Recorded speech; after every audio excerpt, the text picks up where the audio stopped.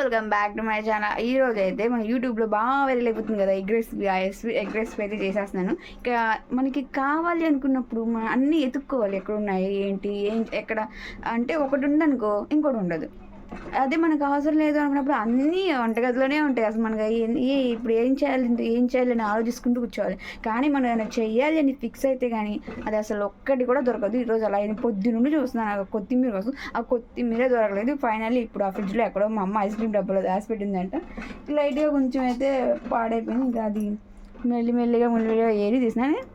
ఈ viral రెసిపీలో egg రెసిపీలో ఏమేమి వేయాలో తెలుసా? కొత్తిమీర, కరివేపాకు, వెల్లుల్లిపాయలు, కొంచెం అల్లం, ఒక నిమ్మకాయ అండ్ ఉల్లిపాయలు, కొంచెం జీలకర్ర, ఇవన్నీ వేసేసి ఇంకా మిక్సీ పెట్టేస్తే ఇంకా పేస్ట్ లా ఉంటుంది కదా, అదంతా తీసుకుని మనం ఉడకబెట్టిన ఎగ్ ఉంటుంది కదా, ఆ ఎగ్లో పైన టాప్లో ఇలా యాడ్ పెట్టుకోవాలన్నమాట. ఇంకా పెట్టుకుంటే ఇంకా అయిపోయినట్టే. ఇంకా ఫస్ట్ నేను టేస్ట్ అని మా తమ్ముడు మా చెల్లి తీసుకున్నారు.